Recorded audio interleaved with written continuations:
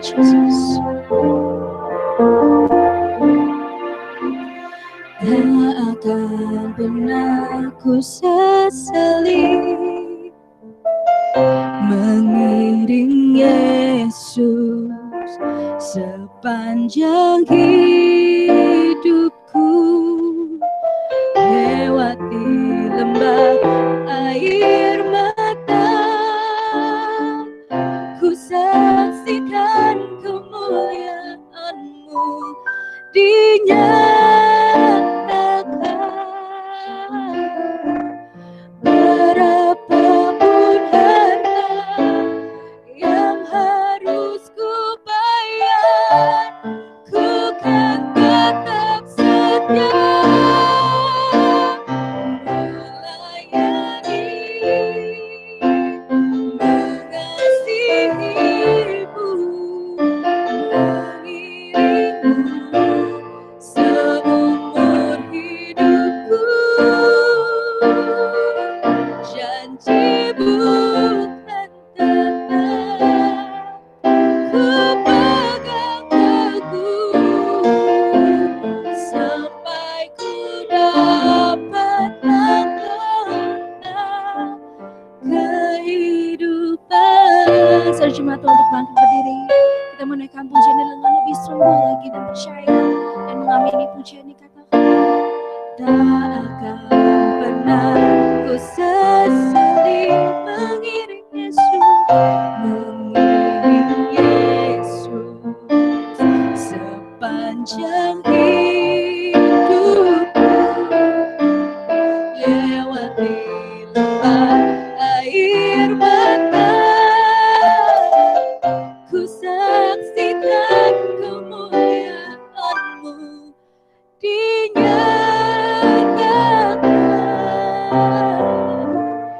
Berapapun harta yang harus ku bayar, kita akan sama-sama tetap setia melayani, mengasihi-Mu, mengiring-Mu seumur hidupku. Janji bukan tetap ku pegang teguh sampai ku dapat mengasihi, melayani, mengasihi-Mu, mengiring-Mu seumur hidupku. Janji bukan tetap ku pegang teguh sampai ku dapat mahkota melayani, mengasihi-Mu, mengiring-Mu seumur hidupku. Janji-Mu kan tetap ku pegang teguh sampai ku dapat memutar kehidupan.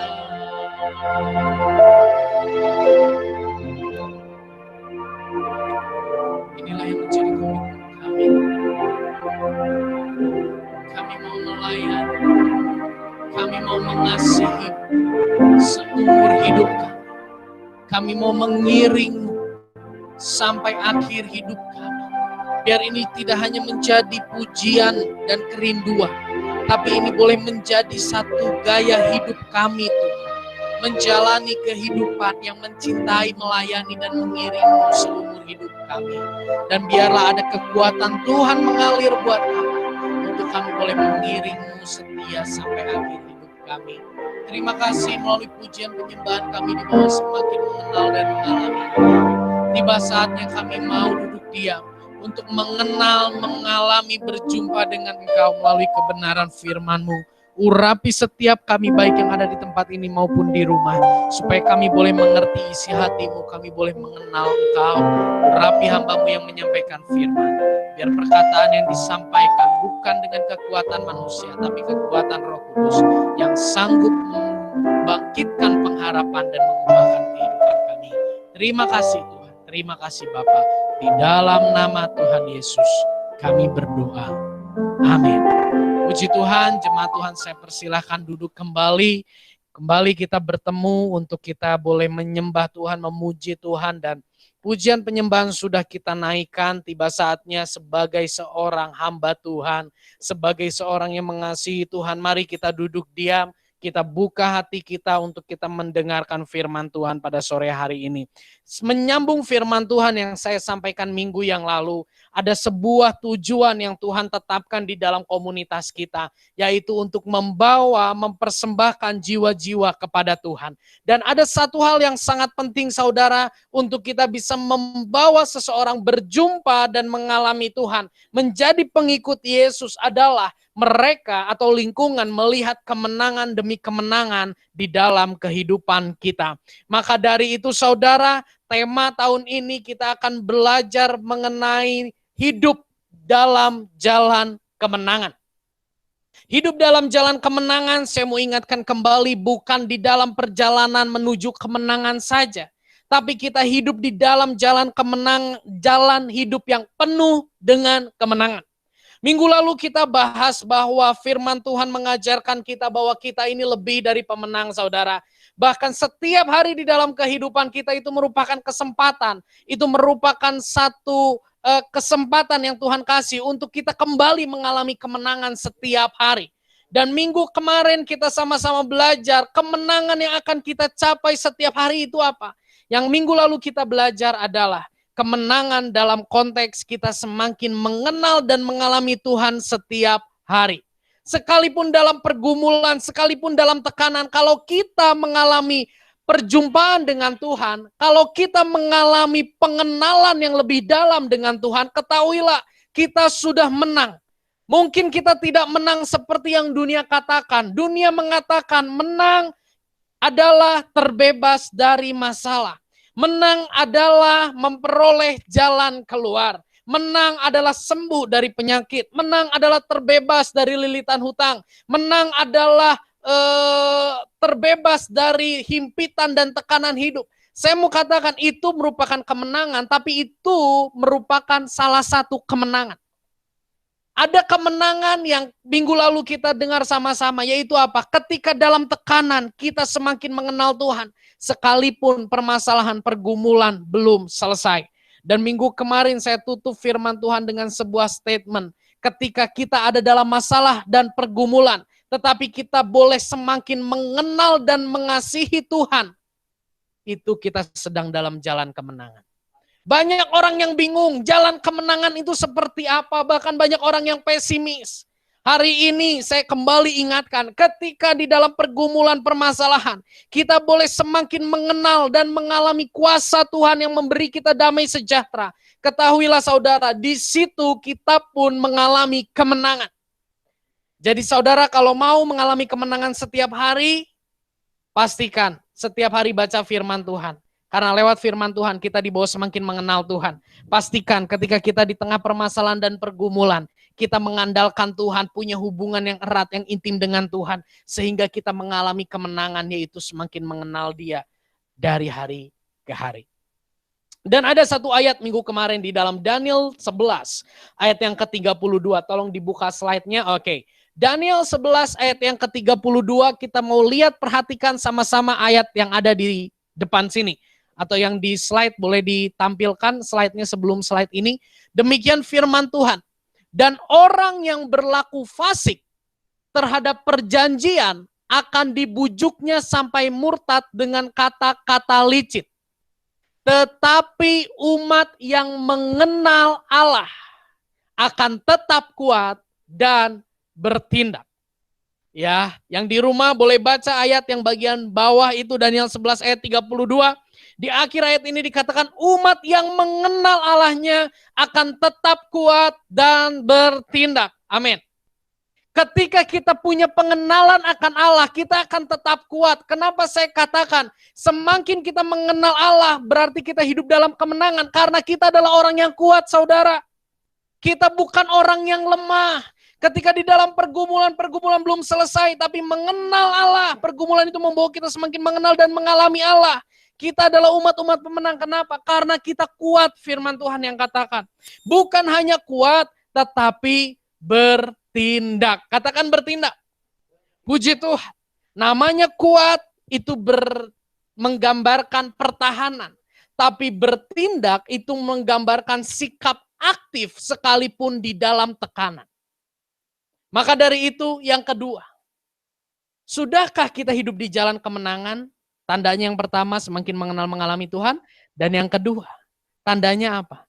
Kita bertindak, saudara. Bertindak, tindakan apa? Yang kedua adalah bersaksi. Kapan kita dikatakan sebagai orang yang menang? Mengenal mengalami Allah. Dan yang kedua, kita dikatakan sebagai orang yang menang ketika kita bersaksi. Pengenalan dan pengalaman pribadi bersama Tuhan, ini saya mau pastikan, itu membawa kita bertindak. Pengenalan yang benar akan Allah dan pengalaman dengan Allah itu mendorong kita untuk bersaksi. Saya mau pastikan hal ini dialami oleh kita semua. Kenapa kita sulit sekali untuk bersaksi? Jangan-jangan kita sudah terlalu jauh dan sudah terlalu lama tidak hidup dalam pengenalan dan pengalaman bersama dengan Tuhan. Kalau saudara hari ini sedang menjalani kehidupan yang nyaman-nyaman saja, tapi saudara tidak semakin mengenal dan mengalami Tuhan, jangan bangga karena saudara sedang menjadi pribadi yang lemah. Karena tanpa pengenalan, orang menjadi lemah. Dengan pengenalan, orang menjadi kuat. Bersaksi itu berbicara tentang gini. Bersaksi hanya dapat dilakukan orang yang melihat, merasakan, dan mengalami. Melihat, merasakan, mengalami sendiri. Tidak mungkin di sebuah pengadilan, seorang hakim, jaksa memanggil saksi yang tidak ada di tempat kejadian. Setuju ya? Saksi yang dipanggil adalah saksi yang mendengar secara langsung, melihat secara langsung, bahkan mengalami secara langsung. Ini 3 hal yang nggak boleh hilang, atau 3 hal yang menjadi kriteria seorang saksi. Mengalami, melihat, mendengar. Itu. Tanpa kita mengalami, melihat, mendengar apa yang Tuhan perbuat dalam hidup kita, kita nggak akan pernah punya bahan kesaksian. Bahkan di dalam hati kita tidak pernah akan berkobar semangat untuk bersaksi. Saudara, kapan saudara bersaksi? Tujuan dari bersaksi adalah menceritakan apa yang Yesus perbuat dalam hidup kita. Bersaksi bercerita tentang apa yang Yesus perbuat dalam hidup kita. Bukan apa yang kita perbuat untuk Yesus. Kenapa saya katakan ini? Karena banyak orang yang bersaksi, saksinya gini. Aku lakukan ini untuk Yesus. Aku lakukan ini untuk Yesus. Aku lakukan ini untuk Yesus. Aku lakukan ini untuk Yesus. Aku lakukan ini untuk Yesus. Akhirnya siapa yang terkenal? Aku. Tapi namanya bersaksi yang dimaksud orang yang mengenal Tuhan akan kuat dan bertindak. Bersaksinya menceritakan tentang Yesus, saudara. Bahkan cerita tentang akunya sedikit. Hati-hati, bersaksi dengan curhat itu beda tipis, saudara. Ya. Atau menceritakan tentang apa yang orang lain lakukan terhadap kita. Itu namanya curhat. Tapi namanya bersaksi itu menceritakan apa yang Yesus perbuat dalam kehidupan saudara. Maka dari itu penting sekali untuk kita mengalami dan mengenal. Ya, saya baru pulang dari Bali, saudara, dan banyak sekali mujizat yang terjadi. Salah satunya kemarin saya bermain jet ski. Kita main jet ski dan ketika kita main jet ski kita sedikit bosan karena mainnya di pinggir-pinggir aja, kita agak ke tengah sedikit. Yang namanya ombak itu kita samperin, saudara ya. Karena firman Tuhan mengatakan kita akan berdiri di atas gelombang, ya. Jadi kita samperin itu ombak, saudara. Kita main di sana, wah seru sekali, saudara. Lagi seru, lagi seru-serunya luar biasa, saudara. Tiba-tiba jet ski saya kesantok, menyantok tuh apa ya? Nyangkut, saudara. Dengan kecepatan yang begitu tinggi, tiba-tiba jet ski saya nyangkut. Gas! Nyangkut di pasir. Jadi ada sedikit bagian di tengah laut itu yang entah gimana lah. Jadi di situ pasir seperti pantai itu ada wilayah melingkar seperti itu. Wilayah yang sangat dangkal. Begitu saya di situ, saya cuma katakan satu kalimat, Tuhan Yesus tolong. Karena di benak saya dalam kecepatan tinggi, mentok dan langsung berhenti. Apa yang akan terjadi? Kita terpental. Setelah itu selesai, kita ke pinggir, diperingatkan oleh petugasnya, aduh Pak, ngeri sekali Bapak tadi main. Saya ingat berapa tahun yang lalu, saudara, saya pengen main jet ski, saya diantar oleh orang tua saya. Mami saya dan adik saya lagi belanja oleh-oleh, papi saya antar saya ke tempat jet ski itu. Saya ingat sekali. Udah dikasih tahu, jangan ke sini, dasar bedegong. Ya. Saya main jet ski, saya nggak senang saudara di tempat yang tenang. Saya hajar masuk ke tempat yang ombak. Main di situ saya senang sekali. Saya waktu itu belum punya istri dan nggak bawa istri, hanya saya sendiri. Jadi saya rasa bebas aja gitu. Saya tidak punya beban tanggung jawab terhadap orang lain. Saya sikat, saya main di situ sampai ingat sekali saya dikejar sama petugas. Dia katakan, ayo ke pinggir.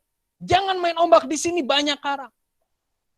Dan baru kemarin setelah kejadian itu saya berpikir, andai 15 menit di tahun yang lalu, di tahun-tahun yang lalu, saya waktu itu mungkin masih SMP atau SMA. Kalau saat itu di tengah ombak seperti itu yang banyak karang, saya mentok di karang, apa yang terjadi? Babak belur saya. Ternyata apa yang dulu tidak saya sadari, hari ini saya sadari. Dan hari ini saya bisa bersaksi. Kenapa? Karena saya mengalami Tuhan waktu itu sepertinya melindungi jet ski saya supaya dihindarkan dari karang. Saya nggak bisa lihat ada karang, saya hanya lihat ombak dan air, saya happy aja di atas, padahal di bawah ada bahaya. Tapi Tuhan lindungi. Orang yang mengalami dan mengenal Tuhan dengan benar nggak akan pernah bisa berhenti untuk bersaksi tentang Yesus. Saudara mau hidup di jalan kemenangan? Orang yang menang, sekali lagi saya mau katakan, bukan orang yang selesai pergumulannya.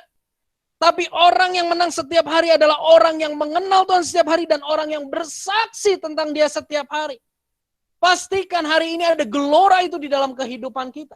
Pastikan hari ini ada semangat itu dalam hidup kita. Ketika saya di Bali kemarin, ketika saya naik taksi, ketika saya naik mobil, ada terus dorongan untuk saya berdoa untuk driver.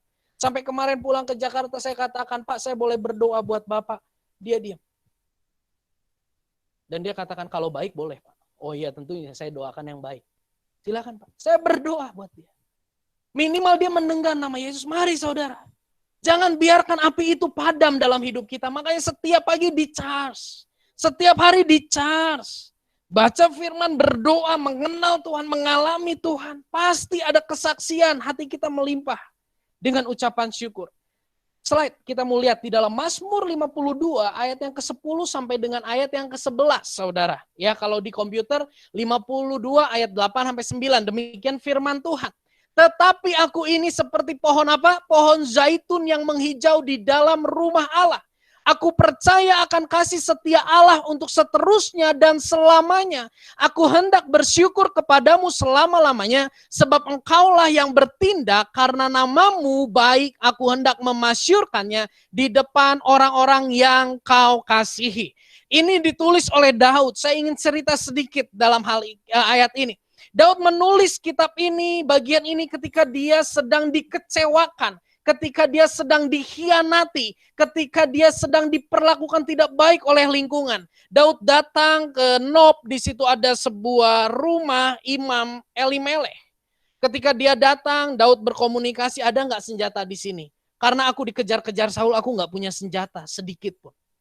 Dan ada seorang yang namanya Doeg, dia adalah orang Edom, bawahan Saul. Dan ketika Daud lihat orang itu, pasti orang ini akan memberitahu aku bersembunyi di mana. Dan benar saja, Daud dikejar-kejar oleh Saul sampai ke gua Gua Adulam. Di mana kita tahu kisahnya, Daud masuk ke gua itu, Saul pun seorang diri masuk ke gua itu untuk buang air, saudara. Dan itu merupakan satu kesempatan untuk Daud membunuh Saul. Tapi itu tidak dilakukan. Ketika Daud dikecewakan oleh yang namanya Doeg, Daud katakan gini, aku seperti pohon zaitun. Ketika Daud dikecewakan dalam pergumulan, dalam tekanan yang tidak henti-henti, Daud katakan aku seperti pohon zaitun, saudara. Pohon zaitun ini menggambarkan apa? Rimbun ya, rimbun, gambarnya rimbun, menggambarkan kesejukan buat lingkungan. Pohon zaitun ini akarnya itu 6 meter di bawah permukaan tanah. 6 meter ke bawah dan ke kiri, ke kanan. Kesemuanya akarnya terus bergerak sehingga kuat sekali. Dan pohon zaitun ini menghasilkan minyak buah yang sangat berkualitas. Ketika Daud di dalam tekanan, Daud mengibaratkan dirinya seperti pohon zaitun yang membawa kesejukan, kuat, dan menghasilkan minyak yang berkualitas. Hidupnya menghasilkan buah yang berkualitas. Di akhir ayat ini dikatakan apa? Aku hendak memasyurkannya di depan orang-orang yang kau kasihi. Daud belum selesai dari pengejaran Saul. Daud tidak membunuh Saul. Daud melihat kayaknya Saul semakin merajalela. Tapi Daud katakan, aku akan bersaksi. Ini orang yang menang, saudara. Kadang kita terlalu terintimidasi oleh permasalahan dan pergumulan kita. Sehingga kita enggan untuk bersaksi. Ya, Daud tetap bertindak. Dalam hal ini Daud bersaksi, maka Daud menyatakan dia seperti pohon zaitun. Membawa kesejukan. Kesaksian kita itu bisa membawa kesejukan. Kesaksian kita itu bisa membawa pengharapan. Kesaksian kita itu bisa membangkitkan semangat, saudara, percayalah. Jadi jangan tahan diri kita untuk bersaksi. Hari ini banyak sekali orang yang putus asa. Ya, tahun ini sempat dalam satu hari. Saya ditelepon oleh 10 orang, semuanya kena COVID. Semuanya putus asa, semuanya lemah. Dan saya tahu pergumulan di hari yang lalu itu menolong saya, itu saya harus lakukan kesaksian, saya harus bersaksi supaya orang lain bangkit semangatnya. Mari saudara, hari ini banyak orang yang lemah, banyak orang yang tidak kuat rasanya menjalani hidup. Tapi ketika kesaksian itu disampaikan, kita bersaksi, maka ada kesejukan, ada kedamaian. Saya bersyukur ketika saya kemarin honeymoon ke Bali, suatu hari ada seorang adik rohani yang kontak saya, kok boleh nggak kok kesaksian malam ini jam 7. Saya ngobrol dengan istri, dia katakan, oke ayo kita bersaksi. Kita bersaksi, adik rohani saya ini kumpulkan geng main papahnya. Karena satu geng itu kena COVID. Dan salah satu ada di rumah sakit Immanuel, di ruang ICU, kita terus doakan. Geng itu kena COVID. Ketika saya masuk di situ bersama dengan istri, saya saksikan bagaimana Tuhan luar biasa. Ada satu ibu, dia nggak kena COVID, tapi suaminya kena COVID. Dia sangat lemah. Dia hanya bisa menangis sepanjang hari. Dia dikuasai ketakutan, badannya sampai gemetar, sampai mau ngomong susah, mau makan gak bisa, padahal suaminya yang sakit. Dia ketakutan luar biasa dan sudah dipisahkan padahal. Tapi ada sebuah ketakutan. Dan ketika saya sharing demikian, ada seorang anak yang kontak saya di dalam pertemuan itu. Kok terima kasih. Setelah Koko selesai bicara, mama mau makan. Barusan mama video call sama papa. Mama udah gak nangis-nangis lagi, mama kuatin papa. Mama kasih semangat papa. Mari saudara. Itu bukan cuma Yusak yang bisa lakukan, tapi semua kita bisa lakukan. Kembali ke slide. Maka dari itu tidak heran Paulus bilang gini. Slide sebelumnya. Paulus bilang gini di dalam 2 Korintus 2 ayat 14, demikian firman Tuhan. Tetapi syukur bagi Allah yang dalam Kristus selalu membawa kami di jalan kemenangannya. Perhatikan, di jalan kemenangannya. Kita tahu perjalanan Paulus itu bukan perjalanan yang mudah. Disiksa karena Injil, tapi dia katakan di jalan kemenangan Tuhan. Dikatakan dengan perantaraan kami, dengan perantaraan Paulus, Tuhan menyebarkan keharuman pengenalan akan dia di mana-mana. Apa yang Paulus lakukan? Dia bersaksi, memperkenalkan Tuhan, dan itu dikatakan menyebarkan keharuman. Saudara, ketika saudara bersaksi sekalipun dalam pergumulan, saudara sedang menyebarkan keharuman. Hari ini banyak orang yang mencium bau busuk yang membuat mereka putus asa. Bau yang sangat tidak enak yang membuat mereka enggan menjalani hari-hari esok. Tapi di dalam Yesus ketika kita mau buka diri kita mau bersaksi. Sekalipun dalam pergumulan saudara kita sedang menyebarkan keharuman. Keharuman itu tidak dialami oleh sang parfum. Tapi keharuman itu dialami oleh orang yang mendengar kesaksian kita. Dan yang menarik di dalam Kisah Para Rasul 1 ayat 8. Yesus katakan, pergilah jadikanlah semua bangsa, aku akan memberikan kuasa kepadamu. Kamu akan menjadi saksiku. Saudara perhatikan, perintah untuk bersaksi itu tidak diberikan ketika murid-murid dalam kenyamanan. Murid-murid dalam ketakutan, saudara. Setelah Yesus dibunuh, Yesus bangkit, orang Farisi, ahli Taurat, orang Roma itu berusaha menangkap murid Yesus, berusaha memenjarakan karena dianggap mengajarkan pengajaran yang sesat. Orang Yahudi, orang Farisi. Dan ketika hari Pentakosta itu semua orang Yahudi, orang Farisi itu kumpul di Yerusalem. Murid-murid lagi nyumput, murid-murid disuruh ke Yerusalem, saudara. Murid-murid disuruh nyamperin orang-orang yang mengejar mereka. Murid-murid disuruh nyamperin, datang ke lokasi di mana di situ banyak orang yang membenci mereka. Ini satu tekanan luar biasa. Dan di sini perintahnya apa? Suruh bersaksi. Jadi berita tentang kesaksian tidak diberikan oleh Yesus, tidak diperintahkan oleh Yesus ketika murid-murid dalam kenyamanan. Tapi itu diperintahkan kepada murid-murid ketika mereka dalam tekanan. Maka kita hari ini, jangan tunggu masalah kita selesai baru kita bersaksi. Jangan. Jangan tunggu pergumulan kita selesai baru bersaksi, jangan. Terus sebarkan keharuman untuk banyak orang. Lewat kesaksian kita. Ya, saya mau katakan, ketika kita dalam pergumulan tetapi kita tetap bersaksi, itulah kemenangan kita. Dan lingkungan mencium keharuman. Jadi saudara, ketika saudara lewati hari-hari besok, misalnya saudara memasuki hari pergumulan gak selesai, ada masalah, tapi ketika saudara malam merenungkan, tadi aku bersaksi, aku bilang Tuhan Yesus baik, aku bilang ayo berharap sama Tuhan Yesus kepada teman kerjaku. Saya katakan, saudara menang. Walaupun masalah belum selesai.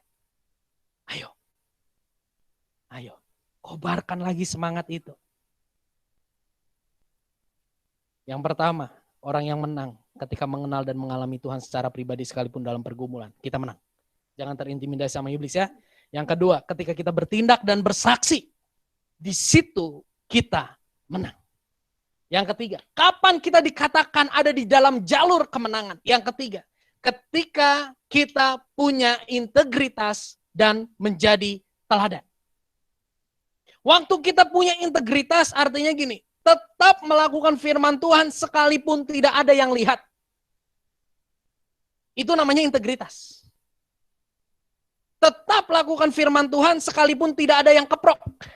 Tetap melakukan firman Tuhan sekalipun tidak ada yang memuji. Itu namanya integritas. Dan hanya orang yang berintegritas, integritasnya teruji, dia akan jadi teladan. Orang yang mengenal Tuhan, kuat dan bertindak.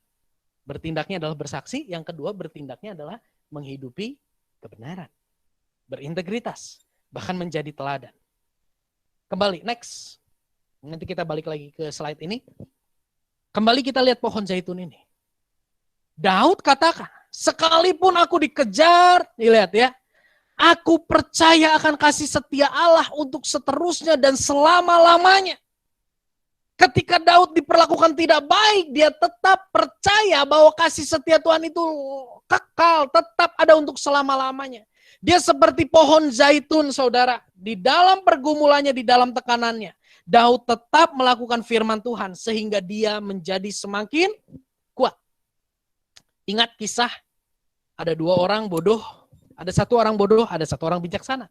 Apa yang membedakan? Yang bodoh adalah mendengar, mengerti firman Tuhan, tidak melakukan. Yang bijaksana adalah yang mendengar, mengerti, dan melakukan. Itu adalah orang yang kuat. Titiknya di mana? Titiknya di melakukan atau tidak. Saudara jangan pernah berpikir ketika kita melakukan firman Tuhan, kita adalah orang yang lemah. Mengampuni bukanlah satu kekalahan. Mengalah bukanlah satu kekalahan. Ya, melakukan firman Tuhan bukanlah satu kekalahan.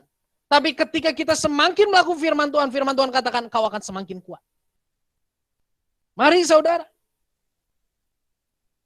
Pribadi yang sungguh mengenal dan mengalami Tuhan.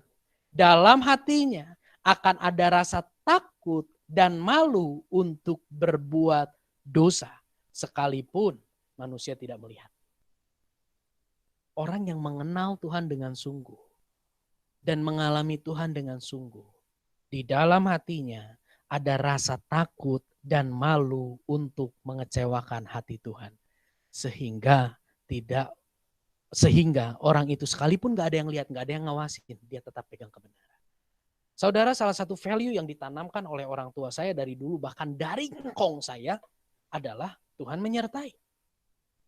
Jadi ketika Yusak, kamu mau lakukan dosa, kamu ingat Tuhan menyertai.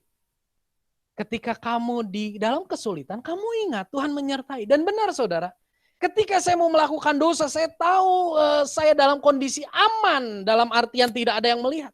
Saya mau melakukan dosa, kata-kata itu muncul, Tuhan menyertai kamu. Tapi apa yang saya lakukan? Saya tetap melakukan dosa. Kenapa? Karena saya tidak mengasihi dia.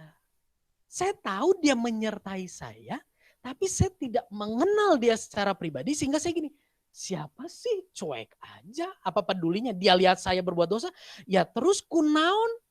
Karena saya tidak mengenal dia secara benar saudara, bisa mengerti di sini ya. Tapi ketika Tuhan ubahkan hidup saya mengenal dia secara benar, ketika saya mau berbuat dosa, saya ingat kata-kata itu terjadi berbuat dosa. Apalagi saya punya pengalaman yang minggu kemarin saya sampaikan. Saya berdoa untuk berbuat dosa, kajungkel di situ kan. Ya, orang yang mengenal dan mengalami Tuhan akan punya rasa takut dan malu untuk berbuat dosa. Saudara, orang tua saya dulu sering kali kontak saya ketika saya belum pulang malam dan sebagainya. Sering tanya di mana. Tapi lambat laun itu hilang. Saya sadar bukan orang tua saya capek ngontak saya. Tapi karena orang tua saya tahu, Yusak takut akan Tuhan. Yusak gak mungkin macam-macam. Bahkan waktu itu orang tua saya ditelepon katanya Yusak mau ditipu kayaknya ya. Waktu itu ketangkep narkoba ya. Orang tua saya ditelepon, ini bu anaknya ketangkep narkoba. Gemeter apa? Gemeter karena dengar suara orang itu. Tapi di dalam hatinya orang tua saya, dalam hatinya enggak mungkin. Tenang. Ya saya kerja ke Jakarta, orang tua saya, ya udah pergi. Baik-baiklah. Enggak diteleponin terus di mana. Oh, mun baheula, wah, Bapak Ibu beak, saya diteleponan pulsa anu beak, baterai beak. Kenapa? Karena orang tua saya tahu, Yusak enggak takut akan Tuhan. Orang tua saya enggak bisa ngawasin dan Yusak tahu Tuhan ngawasin tapi dia enggak takut sama Tuhan. Jadi pasti tahu disertai tapi tetap berbuat dosa. Makanya saya katakan, pribadi yang sungguh mengenal dan mengalami Tuhan dengan benar dalam hatinya akan punya rasa malu dan takut untuk berbuat dosa. Inilah yang dialami oleh Paulus. Filipi 3, 7, 8. Kalau saudara nanti di rumah boleh baca. 3, 7, 8 bahas gini, apa yang dulu menjadi keuntungan. Apa yang dulu dikejar sekarang kuanggap sampah karena pengenalanku akan Kristus lebih indah dari semuanya. Maka dari itu saudara, mengenal Tuhan itu menjadi akarnya. Minggu kemarin poin ini kita bahas sendiri dalam satu ibadah. Kenapa kita bahas begitu panjang? Karena ini akar. Setelah itu baru kita bisa bertindak, bersaksi. Setelah itu kita baru bisa bertindak untuk menghidupi kebenaran. Saudara, ada kalanya untuk kita menjadi teladan, kita harus diperhadapkan dengan situasi seperti ini. Kita sudah lakukan yang terbaik, namun kok balasan lingkungan seperti itu? Atau kita sudah lakukan yang terbaik, tapi kok tidak ada yang memuji kita. orang yang mau jadi teladan akan menghadapi kondisi yang seperti ini. Aku sudah lakukan yang terbaik tapi balasannya seperti itu. Aku lakukan yang terbaik tapi tetap tidak ada yang melihat dan tidak ada yang memuji. Saya ingat sebuah kisah firman Tuhan yang namanya seorang yang namanya Nikodemus. Nikodemus ini dari golongan ahli Taurat, saudara. Tapi dia datang kepada Yesus untuk mengenal Yesus dan di dalam hatinya dia percaya Yesus walaupun dia tidak membuka identitasnya, dia percaya kepada Yesus. Ketika Yesus mati di salib ada seorang yang bernama Yusuf Arimatea. Dia meminta supaya Yesus diturunkan. Dan ketika Yesus diturunkan, firman Tuhan mengatakan itu terjadi malam-malam dan sembunyi-sembunyi. Yesus dibalut, dibungkus dengan kain kafan. Dan Nikodemus itu hadir di situ. Nikodemus itu membalur Yesus dengan minyak, dengan mur. Seberat 50 kati, kurang lebih 30 kilo. Dan mur itu harganya sangat mahal. Di situ ada siapa? Nikodemus dan Yusuf Arimatea. Cuman berdua. Apa yang bisa dipelajari? Sekalipun Nikodemus tahu nggak banyak orang yang lihat dan dia tidak akan memperoleh pujian pengagungan dari perbuatannya. Tapi dia tetap lakukan yang terbaik. Ini integritas. Saudara, di dalam Yohanes 8 ayat 12 kembali ke slide yang tadi. Firman Tuhan berkata begini. Maka Yesus berkata pula kepada orang banyak katanya. Akulah terang dunia. Barang siapa mengikut aku, ia tidak akan berjalan dalam kegelapan. Melainkan ia akan mempunyai terang hidup. Perhatikan kata mengikut aku. Artinya kata mengikut aku bukan kan ngingintil gitu, ngingintil itu. Tapi melakukan apa yang Yesus lakukan. Melakukan apa yang Yesus ajarkan. Lihat di sini. Kita ganti kata mengikut ini dengan melakukan apa yang Yesus ajarkan ya. Akulah terang dunia, barang siapa melakukan apa yang Yesus ajarkan, ia tidak akan berjalan dalam kegelapan, melainkan ia akan mempunyai terang hidup. Hidupnya terang.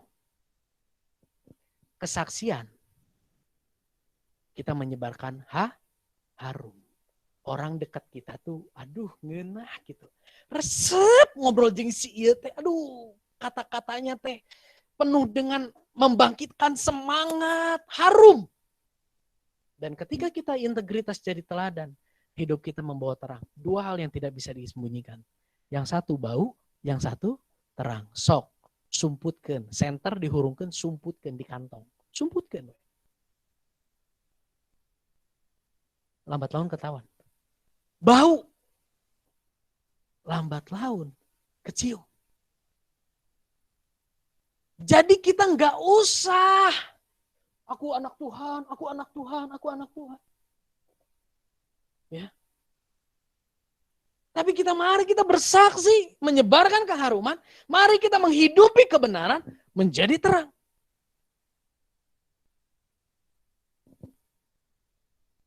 Jika kita dalam pergumulan, tetapi kita tetap menghidupi kebenaran, kita menang.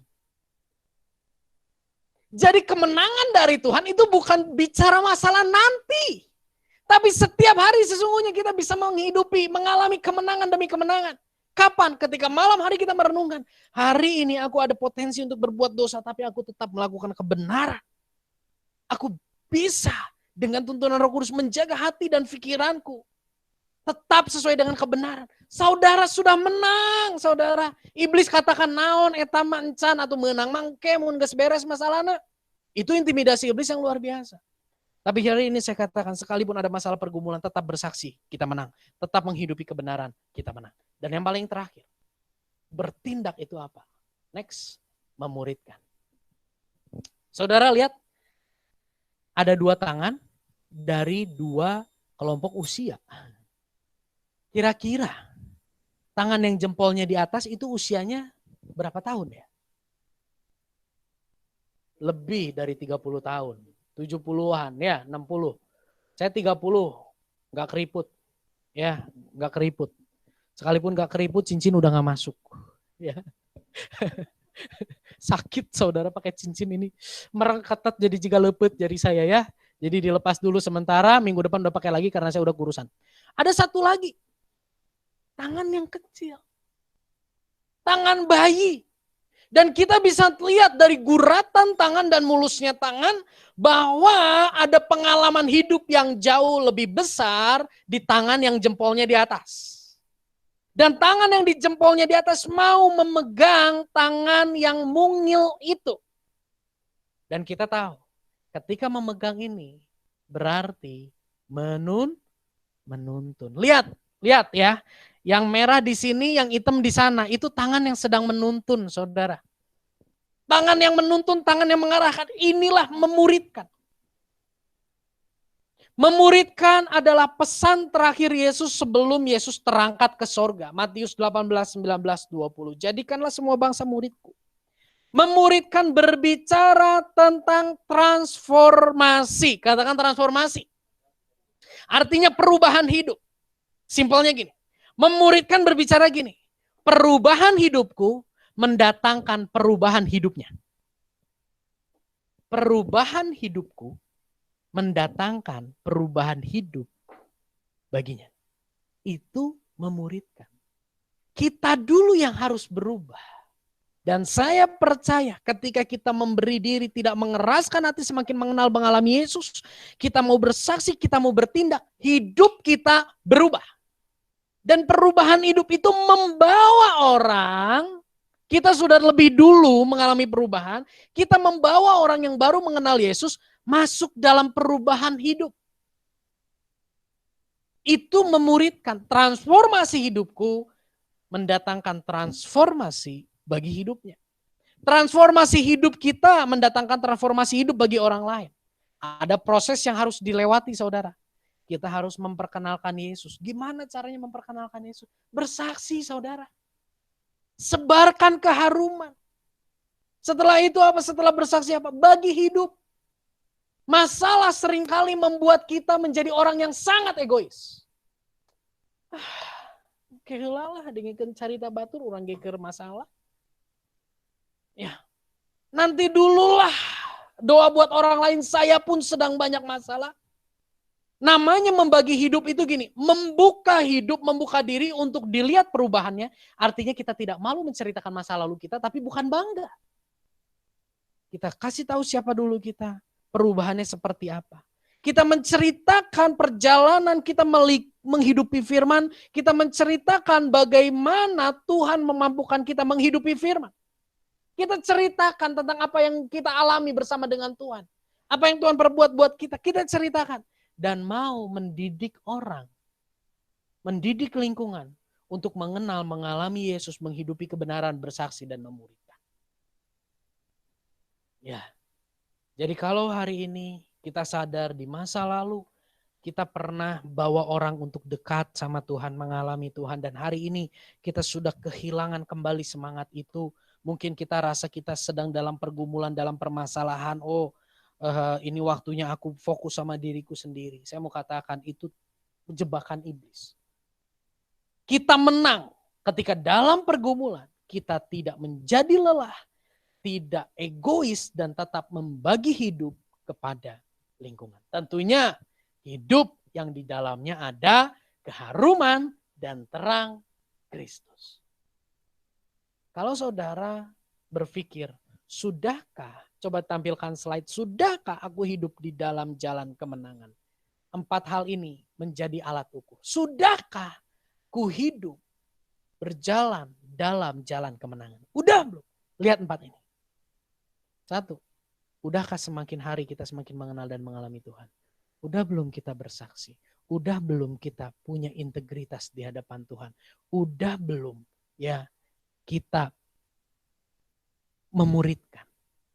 Kalau kita belum mengalami ini, saya mau katakan, sayang saudara, sayang.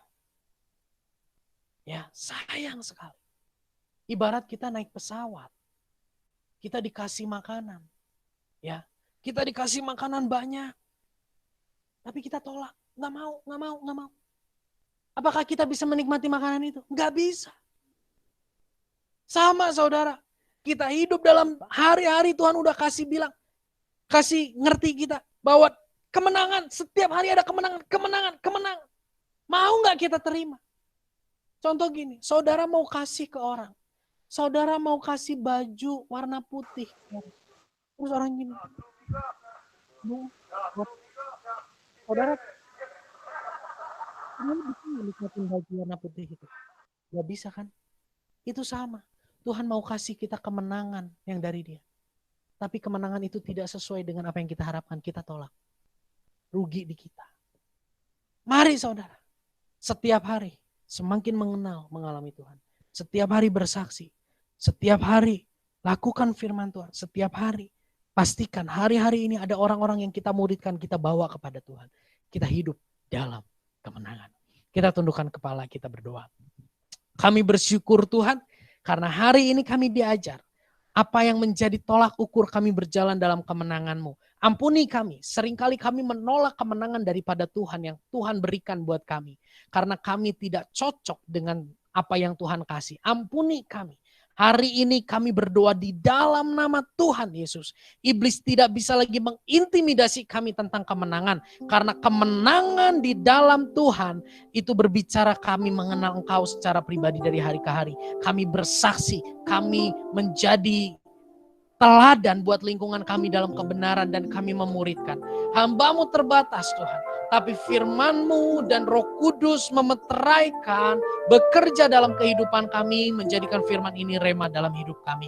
Pimpin perjalanan kami hari-hari ini Tuhan, untuk kami boleh senantiasa mengalami kemenangan demi kemenangan yang datangnya daripada Tuhan. Kami bersyukur buat sore hari ini, terima kasih dan bangkitkan semangat kerinduan kami setiap hari untuk semakin mengenal dan mengalami Tuhan. Terima kasih Tuhan, terima kasih Bapa. Mari kita bangkit berdiri, kita mau terima berkat daripada Tuhan. Kami bersyukur, kami sebelum mengakhiri ibadah kami rindu berdoa syafaat Tuhan. Kami rindu berdoa untuk bangsa dan negara kami. Tuhan tolong Indonesia. Di tengah pergumulan COVID-19 dan banyaknya bencana alam yang terjadi. Tuhan, kami percaya bahwa Engkau punya rancangan yang baik bagi bangsa dan negara kami. Engkau mengasihi Indonesia. Engkau punya rencana-rancangan yang luar biasa indah buat bangsa dan negara kami.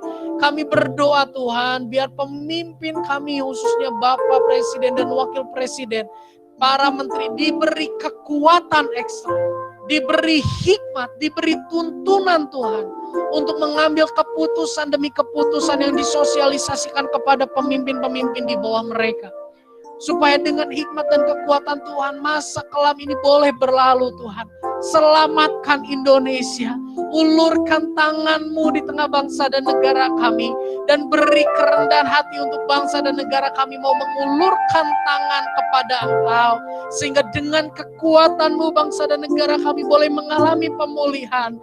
Tuhan tolong Indonesia, damai sejahtera-Mu turun di tengah bangsa dan negara kami. Berkati pemimpin di Jawa Barat, berkati pemimpin di kota Bandung. Dengan hati yang takut akan Tuhan dan tuntunan Tuhan mereka memimpin. Kami berdoa untuk wilayah-wilayah yang diterpa bencana. Di Lampung tadi gempa Tuhan. Di Sulawesi gempa beberapa hari lalu. Dan di Kalimantan Selatan banjir Tuhan. Dan wilayah-wilayah lain Tuhan. Di Aceh juga ada gempa. Di Pangandaran juga ada gempa Tuhan. Kami berseru biarlah Tuhan yang menolong, Tuhan yang bekerja. Jangan sampai kami hilang harap dan putus asa untuk berdoa bagi bangsa dan negara kami. Terima kasih Tuhan. Kami secara khusus berdoa Tuhan untuk pasien-pasien COVID-19 khususnya yang terbaring di rumah sakit hari ini. Yang isolasi mandiri, yang semangatnya patah, yang pengharapannya hilang. Kami berseru Tuhan jamah mereka. Tuhan jumpai mereka. Tuhan nyatakan diri-Mu untuk mereka sehingga mereka tidak merasa sendiri dalam pembaringan, dalam isolasi mandiri. Tapi mereka boleh semakin mengenal dan mengalami kasih-Mu yang mengubahkan hidup mereka. Kami serahkan Tuhan untuk orang-orang yang mungkin kami kenal Tuhan. Mereka sedang dalam COVID. Orang-orang yang membutuhkan plasma. Tuhan tolong Tuhan. Tuhan campur tangan. Kuatkan mereka, bangkitkan pengharapan mereka dalam kelemahan. Untuk tim medis, Tuhan berkati mereka, jaga mereka, berikan mereka kesabaran, ketenangan, damai sejahtera dalam menjalankan tugas tanggung jawabnya. Terima kasih Tuhan, kami serahkan komunitas kami dalam tangan-Mu. Biar komunitas kami boleh membawa orang lebih lagi mengenal Tuhan, mengalami Tuhan. Komunitas kami boleh membawa orang semakin giat untuk bersaksi dan melakukan firman. Komunitas kami boleh menjadi orang-orang yang memuridkan keluarga, lingkungan kerja dimanapun kami berada. Biarlah lewat komunitas ini semakin banyak jiwa yang dipersembahkan kepada Tuhan bagi kemuliaan nama Tuhan. Terima kasih Tuhan. Sebelum kami berpisah, kami mau terima berkat yang datangnya daripada Tuhan. Terimalah berkat daripada Allah Bapa, cinta kasih daripada Tuhan Yesus Kristus, persekutuan dengan Roh Kudus, hati yang mengasihi Tuhan, hati yang rindu dekat dengan Tuhan, hati yang rindu menyenangkan Tuhan, kekuatan dari Tuhan untuk kami menjadi pelaku firman Tuhan pada saat ini sampai selama-lamanya. Memberkati keluarga, perekonomian, kesehatan, studi, pergaulan, masa depan, terlebih lagi kesehatan dan kerohanian setiap kami. Semua yang Tuhan percayakan kepada kami mau kelola itu dengan mengandalkan Tuhan, sehingga kami boleh memperoleh yang terbaik dan kemuliaan bagi nama Bapa di surga. Terima kasih Tuhan, terima kasih Bapa. Di dalam nama Tuhan Yesus kami berdoa. Amin. Tak berubah selamanya cinta kasihku padamu. Ku mau hidup selamanya untuk senangkan hatimu. Tak berubah selamanya cinta kasihku padamu. Ku mau hidup selamanya untuk senangkan hatimu, Tuhan. Ibadah selesai, Tuhan Yesus memberkati. Kita kembali berjumpa nanti hari Rabu dalam worship night dan hari Jumat Komsel. Dan untuk persembahan boleh, persepuluhan persembahan boleh ditransfer ke rekening 157 033 0043 atas nama Yusak Setia.